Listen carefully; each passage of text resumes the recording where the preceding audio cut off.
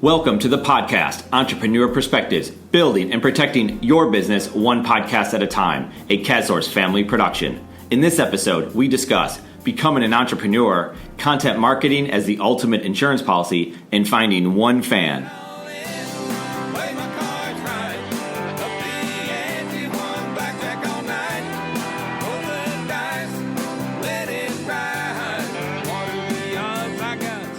This episode is a guest appearance I had on the Smashing the Plateau podcast. This hit podcast, hosted by David Shriner-Cahn, is a show that helps entrepreneurs overcome the roadblocks on their way to success. David asked me to come onto his podcast and talk about how he created a content marketing company and how other entrepreneurs can apply these ideas to their business. Thank you to David and the Smashing the Plateau podcast. It was an absolute honor to be featured by them, and we encourage you to check out the podcast on Apple or Stitcher. On to the interview. Today, I'm pleased to welcome Eric Kasimov. Eric is the founder of CASSource, a multifaceted business development company that includes CASCM, a content marketing agency, Sports Epreneur, a content platform, and CASSource Insurance, a life insurance brokerage firm. He is also the host of the podcast Entrepreneur Perspectives. For Eric and his team, it's all about helping entrepreneurs build and protect their business. And that starts with creating opportunities through content marketing. Eric grew up in Buffalo, New York, and remains a long-suffering Buffalo Bills fan. He currently resides in Charlotte, North Carolina, with his wife, a songwriter, and their 3 kids. For now, he still wins every driveway basketball game he plays against his son. Eric, welcome to the show. It's great to have you on. It's an absolute privilege to be here, David. Thank you for having me. So, Eric, why did you become an entrepreneur? Well, really simply it was what I've always wanted to do. I grew up, my father built a dental practice in Buffalo, New York. And my grandfather, my mom's father, owned a life insurance agency actually in Niagara Falls in Buffalo, New York. So entrepreneurship, you can say, was in my blood. And really, the other aspect of it is I just don't like being told what to do. So I realized at some point in my career, I would have to get into the position where I would be the one as the business owner to be the entrepreneur. And I also knew I would have to put in my time, and I educate a lot of people on making sure that you put in your time. So when you get to that position, that you can finally make that decision to become an entrepreneur, that you've learned a lot. You've gone through these ups and downs. And I think it became a realization to me. My father used to tell me, you're not in charge until you're actually in charge. And a funny story, or kind of at the time, it wasn't so funny, but this is what kind of led me on my final journey of wanting to be an entrepreneur. Was I was on vacation in Cancun, Mexico, came back, and it was a Sunday night, and I'd been working for this large insurance company for a couple of years, and I knew changes were on the horizon, but I didn't think anything drastic. I thought I was next up, right, for the next promotion. And sure enough, I get in, I have these 3 weird voicemails on my phone. This is when you would check the phone. It wasn't that long ago, but still seems a long time ago. Wasn't checking my iPhone, that's for sure. And these voicemails made it sound like, my company might not be around tomorrow, which would been Monday. And I told my wife that. And she's like, well, why don't you go to the office on Monday and see what happens? We were newly married at the time. I show up to my office and sure thing, get off the elevator, and there's security waiting to escort me to my cubicle. And sure enough, no one else was there except for a small skeleton crew. They escorted me to my desk, had me grab my stuff. I wasn't allowed to get onto my computer, grab my stuff, walked out the door, and that was the end of it. My job was over. And that was a realization that changes were made that I had no control over. Our business was doing very well. A new CEO had come in and just decided, hey, I don't want to do this anymore. We want to make the change. This entire division, from top executives down to admin administration, was gone. Realized at that point that I really needed to fast track this thing. And this was real. My father, what he had told me was right. I didn't always like to say when my father was right, because like I said before, I don't like taking direction that well, but ended up, finding a new position after a couple different opportunities had come up that I didn't really like.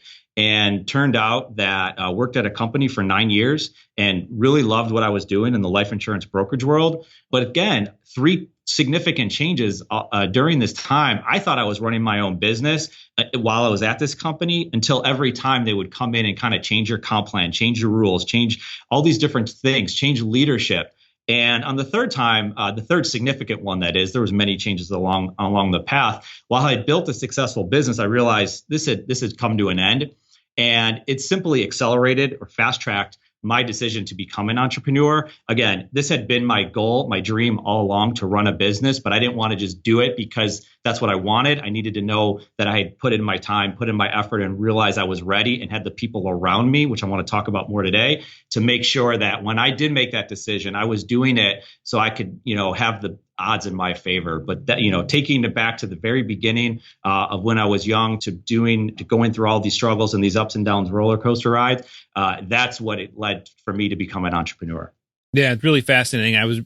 The story really resonates with me. I started my career as an engineer, and like you, a decision was made that had nothing to do with me that impacted my life. I was also newly married and found myself suddenly unemployed and trying to figure out what to do as well. I took a 20 plus year detour from engineering into the nonprofit world and ended up learning a lot about leadership and management before becoming an entrepreneur a little over a decade ago. And you're right. There's nothing has the impact quite like somebody else making decisions for you that you don't really want to be made.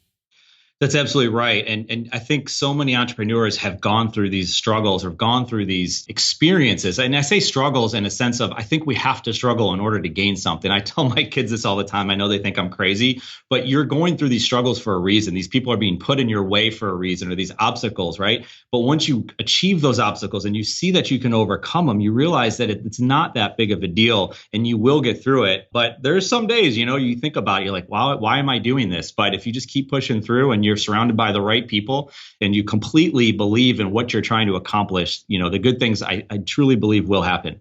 Absolutely. So now fast forward to where you are today. I find it interesting that you have an interesting mix of the kinds of business that you do and the way you do it. And there is a major theme of content marketing. Absolutely. Yeah, I truly believe in content marketing. When I was in college, I studied corporate communications and business. And what does all that mean? I don't know. But I was in school and I was having a good time. And I knew I wanted to be in business in some sense. Taking it back even further, my mom's an artist and she paints, canvas. And I always was amazed that you could take this blank piece of canvas and you could turn it into something, whatever you wanted to turn it into. And that's an artist, no matter how experienced or good, or if you're a young person just, doing thumb painting for that matter. So I just was always amazed that an artist can take something from scratch and build it into something. And I was like, well, I'm not a painter. I'm not a musician. I love music too, but my wife's a songwriter, but it's interesting. How can you build something from scratch? And how could I do that? How could I do it for my business?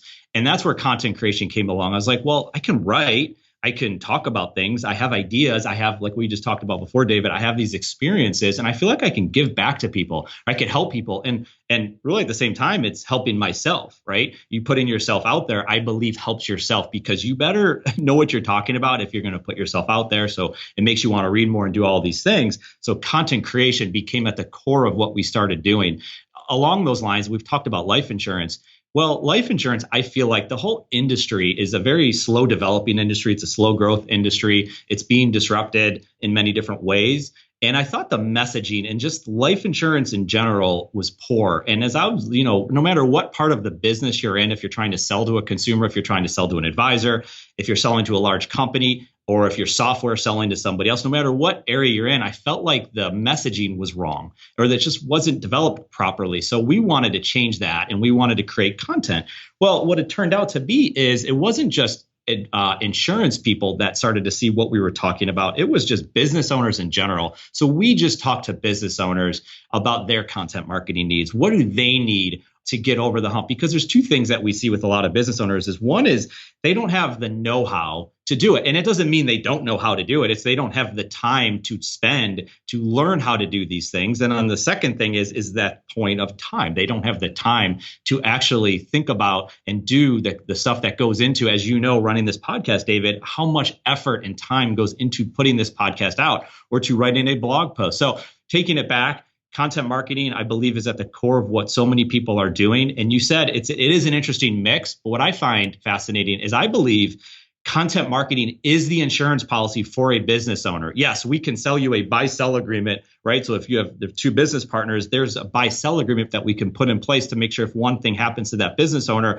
that company's protected. But we also know that there's other disruptions that exist in the world today, whether it's government, competitors, just a change in the marketplace. Who knows? If software, robots, there's all different things that are being developed that I believe if you can create an audience, if you can develop your message, that if there are changes, that really won't impact you because you are going to be easy, you're going to able to pivot from whatever it is you're doing because you've built this audience. You are now considered possibly a thought leader. You have ideas that other people don't have. And I think, David, and you, I would hope you agree, like that ideas are what matter so much. Now, you need to be able to execute on those ideas, but you can't execute on something unless you have that idea. And a story that hit home for me is in 2015, we're working on a significant life insurance case. And this life insurance case had been multiple years in the making, many different layers involved with this case. And as it turns out, the client decided to proceed forward with this life insurance case. And at the very last second, against the counsel of all of his side, not even our side, of his side of the equation, decided to back out of the deal at the very last second.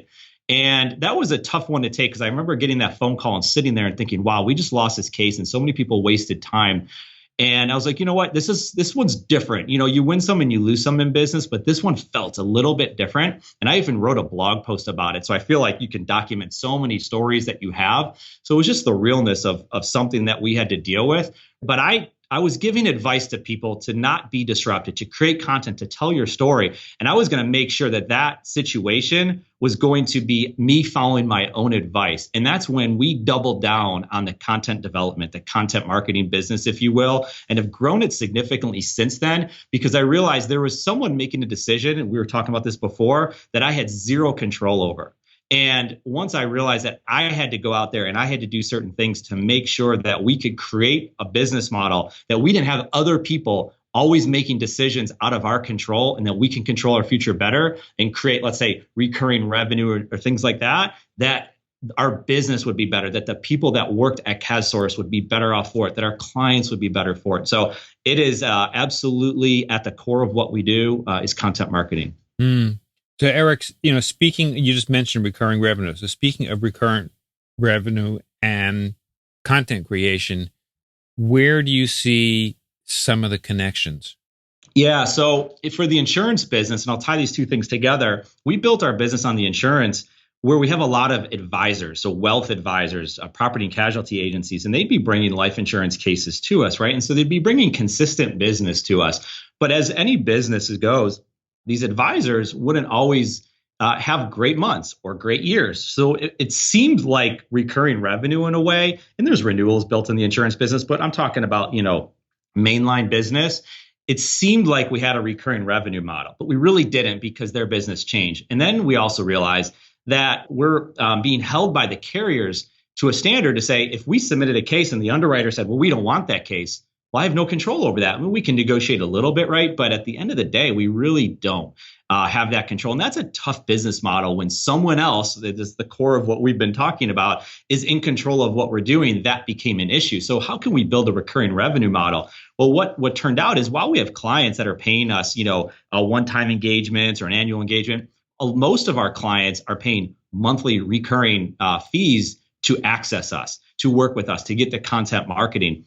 And so that is very different over these last few years of what we've developed. And it's been an incredible way to continue to build a business because as you can predict things now. Now I know at the very minimum, this is coming in as long as we do our good work, of course, and support our clients, in which we try to do every single day.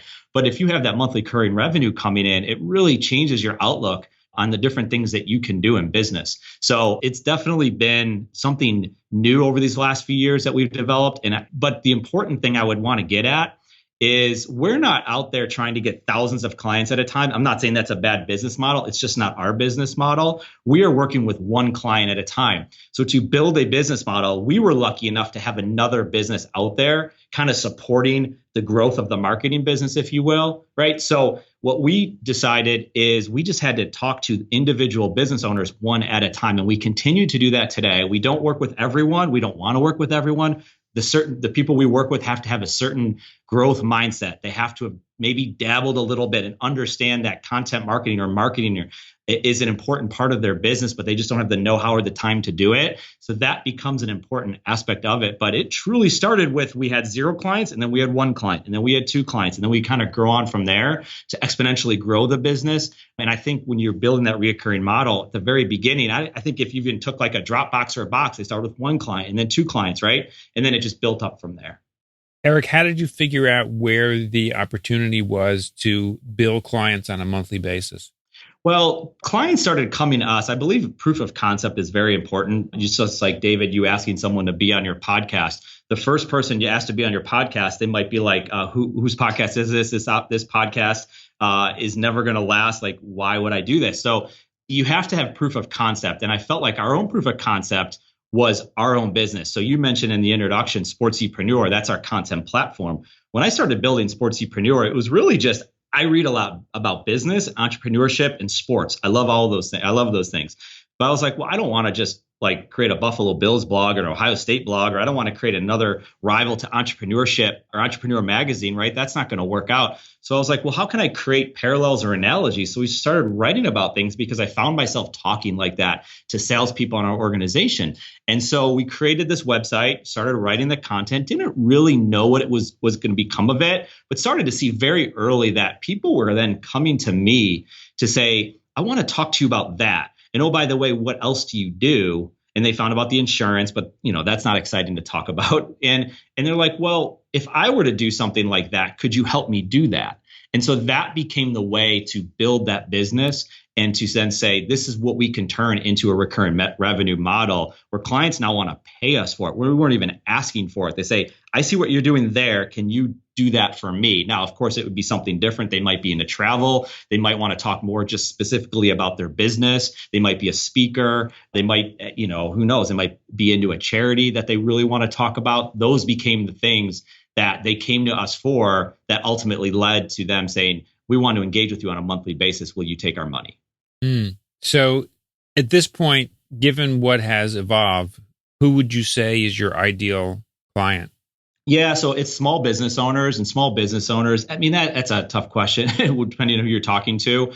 But anyone from 1 to a few people to, companies that are under, let's say, 20 employees. We want to deal directly with the decision maker because we realize if we start talking to someone who's not the decision maker, it's got to run up a ladder. We haven't built a relationship. They truly don't understand what it is that we're talking about. Once we have that conversation, I believe they start to see it. But it is someone who has a growth mindset, entrepreneur, a business owner has a growth mindset, has done some marketing in the past, even on the smallest scale. They believe that a blog, that a podcast, that a video can actually help their business. We are not trying to convince the unconvincible. I think in time, the unconvincible are getting more convinced. That's just going to happen naturally. And then they'll come and want to talk about it. And then, of course, having the ability, their business is successful enough that they want to partner. They value partnerships, just like we value partnerships. They value I'm willing to pay someone to help me do this. And I think that's very important. It's not easy to do. I understand it. We have both relationships internally and externally,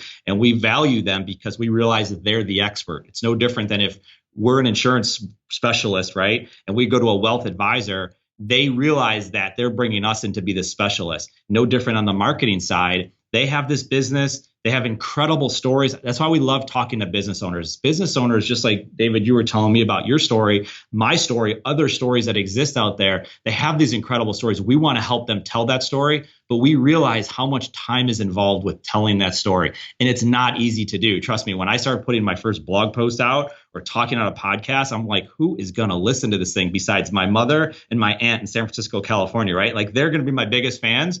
And that's great. And maybe my kids will listen to it once in a while, but who else is going to listen to it? So it's very hard to put yourself out there. But I believe once you do it, and if you have the support of someone that's working with you that is genuinely believes, and we have to believe in that story because we invest in business owners. I don't want to be out there working with a business owner that we don't believe in what their message is, what their business is. But if we do, now we can help tell that story and they can go on doing whatever they do best. And we can just help craft that story for them. Yeah, sounds great. Eric, what do you think are the most important ingredients to smash the plateau? Well, there's a few things, and I'll tell you the thoughts that come into my head. One, and I've mentioned this already, is having trusted people. And I said both internally and externally. So if you are a solopreneur, I think that's great. And I think you can form relationships. But if there are a couple people, this is what I was leading to before. My business partner, Shane Snively, was a client of mine, was a friend of mine. And he was also someone said, if you ever build your business on, go out and build this business and become the entrepreneur that I know you want to become, I want to be a part of it. And I think it's like teaming up. If in football, for example, you need to have the offensive coordinator and your defensive coordinator. You finally get hired for that big head coaching job. You need to go find that offensive and defensive coordinator. Shane Snively became probably both of those things at the same time. So you need to have those trusted people that are truly believing in everything that you're doing. But I also believe you need that externally as well. We live in a world now where we can have conversations like we're having right now, and you're in one state and I'm in another state. It's very easy to have a conversation with anyone anywhere in the world, and they can become someone that is a trusted person that's a part of your network. So you have to associate. That's why podcasts became so important to me. I might not know these people that I'm listening to, but I kind of feel like I do know them when they tell their story. I also believe you need one fan. I don't know who that fan is. Like I said before, maybe it's your mother, maybe it's your aunt. Hopefully it's someone in business as well. Because so many people are going to doubt what you're doing and what you're saying. Like that's the most ridiculous thing I've ever heard. But one fan alone can change so much in your mind. And if they're a good fan, they're going to help you believe in what you're talking about so you can continue carrying that message, because that thing might not hit home for a couple of years and you really need that support. One thing we talk a lot about is refinement. You have to constantly refine your messaging, constantly refine your story, your branding, your website, your business, whatever that is, you have to refine it. We refine all the time. Sometimes I was like, am I refining it too much? But I think it's very important to refine. Two more things is realization. I think, and this is a basic one, of how incredible your phone is. I'm just amazed as to what we can do on the phone with the social media apps that are there, email, text, basic stuff. And you have to do it in the genuine way, not, hey, I do content marketing, let me sell you some content marketing. No, just have real conversations with real people, with real business owners. And it's amazing the stuff that it will lead to. Don't get me wrong, it takes a ton of time. That's how we built this agency, to help business owners, like you're saying, smash that plateau. And the last one is read and listen. When I knew I was going to build my business, I started reading and listening to books and podcasts at a rate I never thought I could even accomplish. And to a point now where I just love it. And I do so much of it. So you can learn from stories, you can learn how-tos, you can podcast and Audible. I listened at 1 time speed, then I went to 1.5. I'm at 2 times speed now, because if I can listen to something in an hour, but it takes me 30 minutes to actually do, that's incredible for me. So the stories you can get from it, I'll give you one quick example, is the Phil Knight's book, which I'm sure many people here have read, Shoe Dog. It's just the stories you hear out of business, where you find that these amazing companies that existed, where they almost went out of business. They were minutes away from their business being shut down. And here you go, and you have this company, Nike, which everybody knows about, and you don't realize like how their struggle was. Or Amazon, the Everything Store, and Jeff Bezos, and they had someone running to the bank to make sure their line of credit stayed open before their accounts got shut down, and they were out of business. Or Steve Jobs. These are high-end books, but Steve Jobs, on their way to a huge meeting, getting picked up, and he's at an apple orchard, right? And they're like, well, we got to come up with the name of a company right now. And they pick the name Apple. Like those stories, to me, to a lot of entrepreneurs, they just resonate. So I would just say you have to read, you have to listen, you have to move fast, and really enjoy the entire process of it all. Eric, whom do you know personally who's done a remarkable job at smashing the plateaus? Well, I want to give you, if I could, 3 people. Sure. So, and I'll move fast, but John Priori, I think this is, and they're all different levels, right? So John Priori is our social media producer, but he is an intern. He is a college student. So soon to be graduate. We hear so much out there about college students that when they get out of college, they run into the plateau, right? Because, well, I can't get a job, or I got a job and I hate my job and I hate my life. I want to go back to college. I was there. I was like, what am I doing out here? I should have stayed in college for 6 years. Why did I graduate in 4 years? But John became this intern for us. First of all, he found me on social media, he found me on Twitter, sent a message, had a conversation like we found a lot of our own clients on social media, because I do know it works. So here's this person who came to me, not just by the old fashioned way of sending me a resume. He just engaged with me. And all of a sudden he comes in as an intern, learns, proved his value, was willing to go onto the front lines. And he's working full time for us while in college. He's graduating in May, and he'll be here working in our office. starting in May. So I think that's someone at a very young level that has smashed the plateau. But I'll tell you this, now he's going to have to smash new plateaus. So that's John. And then Cynthia Kay, who you may know from the National Small Business Bureau or Association, I'm sorry. And Cynthia is a client of ours, but she was stuck and building her brand. But she saw the opportunity that if she could build her personal brand, that not only would it help her business, but also opportunities that she was looking for, like speaking engagements, workshops, and just overall finding new productive relationships. Her website's cynthiakbiz.com. And I think that's an incredible one. And the last one, and I kind of touched on this at the very beginning. This is someone who's not here anymore, but this is my grandfather.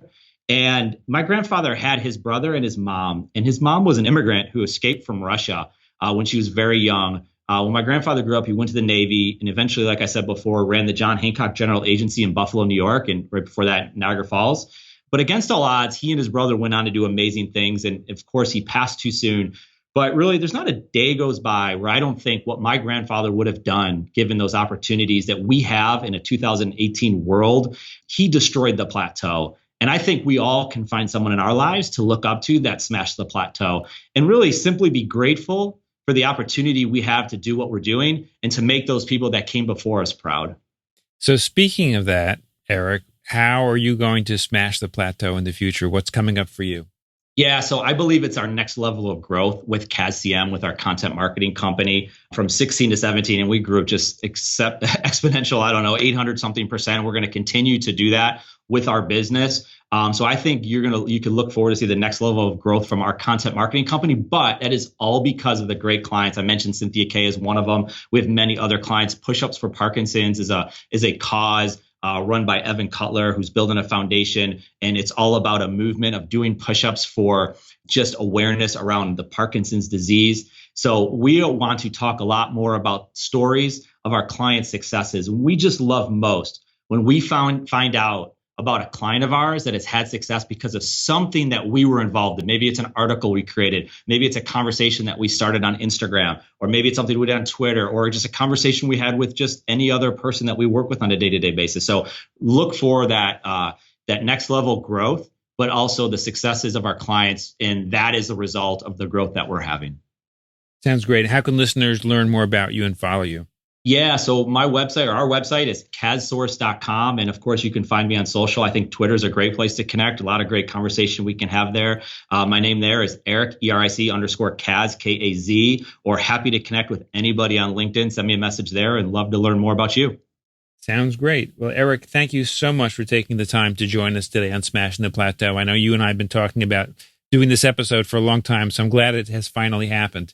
Absolutely. Good things come to those who wait. But no, really, David, it's been my pleasure to be on here. Thank you so much. My guest today has been Eric Kasimov, the CEO of CASSource. Thank you again, Eric, for joining us. Thank you. David, it was absolutely awesome being on your podcast. Anytime we are given an opportunity to chat with entrepreneurs like David of the Smashing the Plateau podcast, we are grateful. And for that, David, thank you. For any individual looking for a new podcast to listen to, I would encourage you to check out the Smashing the Plateau podcast. If you have questions, feel free to reach out to me directly. You can contact me on Twitter at Eric_Kaz or with the same name on Instagram, or you can find us at CASSource.com with links to us on the different social networks. Thank you for listening to our CASSource podcast, Entrepreneur Perspectives, building and protecting your business one podcast at a time. Until next time, we're out of here.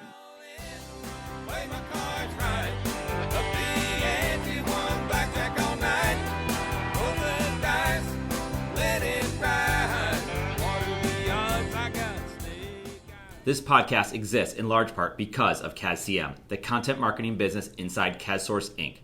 CASCM is excited to bring the content marketing services used at CASSource to you. Learn more by visiting cascm.com. Thank you so much for listening to this podcast. It's a big deal to us. We hope you found value in it, and if you did, we would be incredibly grateful if you gave us a review on iTunes. Remember to subscribe to this podcast, and feel free to share it with anyone you know. More than anything, thank you again for listening. We appreciate it.